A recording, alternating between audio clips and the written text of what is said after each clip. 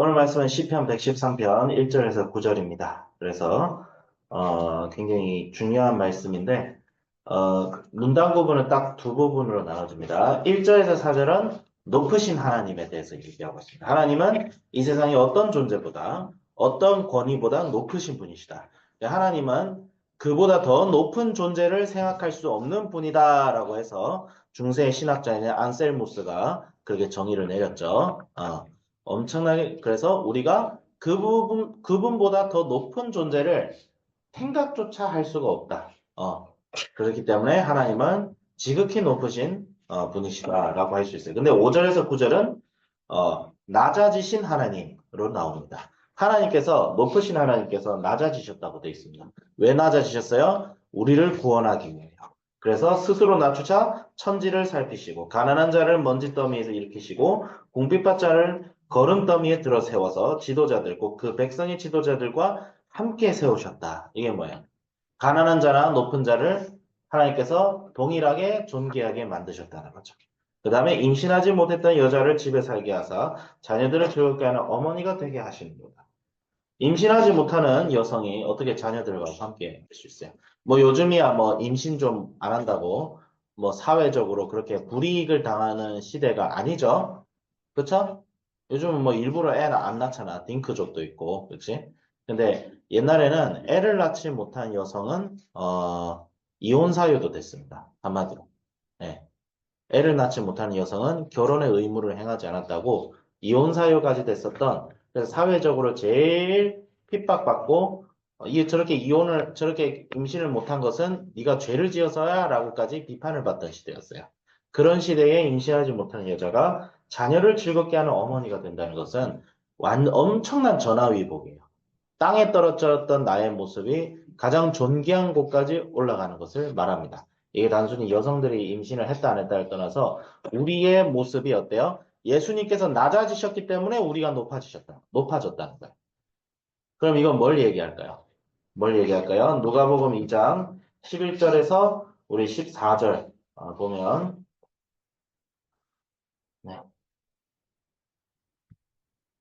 누가복음 11장 2장 11절 14절 10절부터 읽을게요. 천사가 이르되 무서워하지 말라. 보라, 내가 온 백성에게 미칠 큰 기쁨의 좋은 소식을 너희에게 전하노라. 오늘 다윗의 동네에 너희를 위하여 구주가 나셨으니 곧 그리스도 주시니라. 너희가 가서 강보에 쌓여 구유에 뉘어 있는 아기를 보리니 이것이 너희에게 표적이 이니라 하더니 호련히 수많은 천군이 그 천사와 함께 하나님을 찬송하여 이르되 지극히 높은 곳에서는 하나님께 영광이요 땅에서는 하나님이 기뻐하신 사람들 중에 평화로다. 평화로다. 지극히 높은 곳에는 하나님께 영광인데 뭐예요? 이 땅에서는 하나님이 기뻐하신 사람들 중에 뭐가 된다? 평화가 되신다. 하나님이 기뻐하신 자들이 누구예요? 그러면 자, 하나님이 기뻐하신 자들이 뭐예요? 교회를 얘기합니다.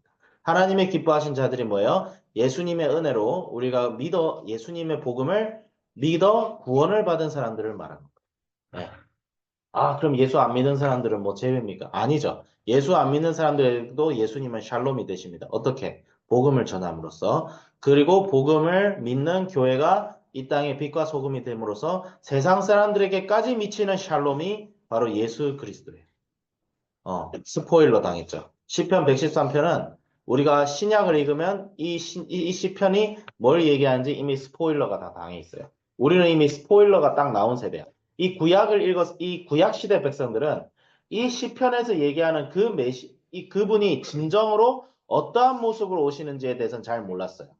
아직 영화의 엔딩이 끝나기 전이었어요. 근데 우리는 이 영화의 엔딩을 알고 있어요. 이 시편에 나오는 메시아가 누구인지 우리는 이미 아는 시대를 살고 있어요. 누구예요? 예수 그리스도. 예수 그리스도께서 이 땅에 오심으로 말미암아 교회가 태어나고 교회가 세워지고 교회가 전하는 그리스도의 복음이 2000년 교회사를 통해서 온 세계에 전해졌는데 어디까지 전해졌어요? 우리까지 전해졌다. 네, 그런 거. 누구든지 예수 그리스도를 믿고 누구든지 예수님께 그 시선을 돌리는 자는 구원을 얻습니다. 구원을 얻는다는 것은 뭐예요? 내 영혼이 주님과 함께함을 뜻하는 것이고, 내 신분이 변화된다는 것을 뜻하는 것이고, 그리고 나의 정신적이고 나의 육체적인 모든 형편이 어떻게 되는 거예요? 샬롬을 통하여 나아지는 것을. 그래서 예수님과 함께하는 사람들은 세상이 줄 수 없는 행복을 누리고 이 땅에서 어떤 고난과 어려움이 있어도 극복하고 이길 수 있는 그런 형통함이 생기는 겁니다. 그래서 예수님은 누구세요? 예수님이 하나님이세요. 그렇기 때문에 지극히 높으신 분이에요. 예수님께서는 또 어떤 분이세요? 사람이 되셨어요. 하나님이 사람이 됐다는 거예요. 우리 예수님은 100% 하나님이시지만 100% 사람입니다. 이거는 인간의 논리로는 해결할 수가 없어요. 어떻게 하나님이 동시에 하나님 됐다가 동시에 사람이 돼요? 근데 예수님은 그렇게 했어요. 왜? 우리를 구원하기 위해. 왜? 예수님이 사람이 되셔서 우리 중에 있어서 우리에게 평화를 주시려면 우리의 죄를 제거해야 돼요. 우리가 죄인이기 때문에 지금 샬롬을 누리지 못하는 거예요. 이 땅이 어지럽고 이 땅에 모든 악한 문제가 생기는 이유는 사람이 악해서예요. 왜 사람이 악해요? 사람이 하나님께 죄를 지었기 때문에. 모든 세상의 근원적인 문제는 죄가 있어요. 환경 아닙니다. 사람들이 자꾸 뭔가 환경적으로, 구조적으로, 사회 구조적으로 세상이 나빠가지고 사람이 선한데 이렇게 사는 거야 라고 자꾸 주장을 해요. 그럼 여러분, 내가 묻고 싶은 게 사회는 누가 만들어요? 여러분, 사회는 누가 만듭니까? 사회는 하늘에서 뚝 떨어지는 거예요? 아니면 누가 만드는 거예요? 사회는. 세상 살아가는 이 제도와 법과, 그 다음에 뭐 풍습과, 막 특정 공동체에 가면 막 특유의 이상한 분위기가 있잖아. 그거 누가 만드는 거예요? 군대에 어떤 부조리한 관습이 있어. 그거 누가 만드는 거야? 하나님이 만들었어? 사람이 만들었어. 여러분, 사회는 누가 만들어요? 사람이 만든 거예요. 이 사회가 악한 이유가 뭐예요? 사람이 악하니까 사회도 악한 거예요. 태초에 하나님께서 천지를 창조하실 때 사회가 먼저 존재했어요? 사람이 먼저 존재했어요? 사람이 먼저 존재했죠. 아담이 생기고 그 다음에 누가 생겨요? 하와가 생기죠. 사람이 두 명 있으면 공동체가 이루어지죠. 가정이라는. 근데 아담과 하와가 죄를 짓고 나서 뭐라고 했어요? 아담이. 내 뼈 중에 뼈요, 내 살일 중에 살이라고 칭했던 하와가 어떻게 변해요? 하나님이 주신 저 여자가 저렇게 변해요. 그럼 이때부터 사회의 부조리와 사회의 악이 그 아담과 하와의 관계 사이에 생기면서 이게 발전해서 오늘 세상이 진짜 속된 말로 거지 같고, 부조리하고, 정의롭지 못한 것은 사람이 악하기 때문이에요. 근데 예수님은 이것을 제거하기 위해 오셨어요. 어. 그래서 여러분, 예수님께서는 우리를 위하여 낮아지신 구주이시다. 우리가 그걸 기억해야 돼요. 예수님께서 우리를 위하여 낮아지셨기 때문에 우리가 지옥으로부터 높아질 수 있었어요. 건진받을 수 있었어요. 그렇기 때문에 그럼 이제 어떻게 해야 되냐? 예수님은 하나님이시고 그렇지만 예수님은 우리 외에 인간이 되신 그 구주라는 사실을 믿고 우리도 예수님을 본받아서 우리의 삶 속에 낮아짐이 있어야 됩니다. 어떤 낮아짐이에요? 뭐 내세울 게 없어서 낮아지는 게 아니에요. 여러분이 한 손에 실력을 갖추고 한 손에 영성을 갖추고 정말 예수님께서 여러분에게 허락하신 풍성함이 있어서 여러분이 하는 일과 여러분이 하는 모든 마주한 사람들을 통해서 여러분을 탁월하게 하십니다. 성령은 지혜의 영이시고 능력의 영이시기 때문에 사람을 탁월하게 만들어요. 내가 하는 일을 그냥 이제 대충 하지 않아요. 무슨 일을 하든지 죽게 하듯 하라. 코람데오의 정신으로 하게 되죠. 그래서 여러분이 하나님 앞에서 또 세상 사람들 앞에서 존귀함을 얻을 때 오히려 나를 낮춥니다. 왜? 그래서 한 사람의 영혼이라도 더 구원하고 한 사람이라도 더 주님의 품 안에 돌아오게 하는 것.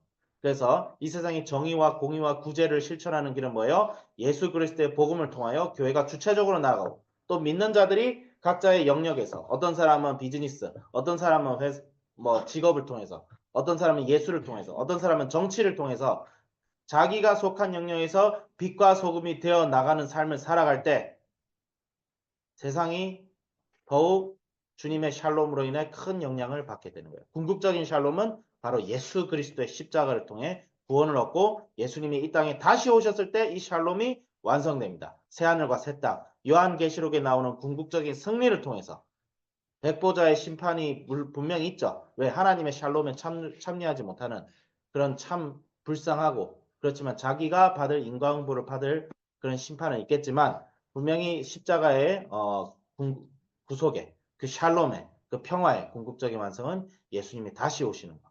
그 다시 오실 때까지 우리는 이 땅에서 부분적인 샬롬을 어떻게? 복음을 통하여, 교회를 통하여, 그 다음에 우리가 예수님을 믿는 믿음과 예수님께 절대적으로 순종하는 마음으로 각자의 영역에서 빛과 소금이 될 때 이루어집니다. 여러분을 통해서 사람들이 예수님을 볼 거예요. 왜? 우리는 하나님의 형상으로 지음받았다고 돼 있죠? 그럼 뭐야? 형상을 통해서 하나님을 보는 거잖아. 여러분을 통해서 하나님을 봐야 돼요. 그런 삶을 반드시 살아갈 것입니다. 저도 그렇게 살아갈 줄 믿습니다. 성령께서 인도하실 줄 믿습니다. 우리 성도님들도 그런 삶을 살아가실 줄 믿습니다. 자, 기도하겠습니다.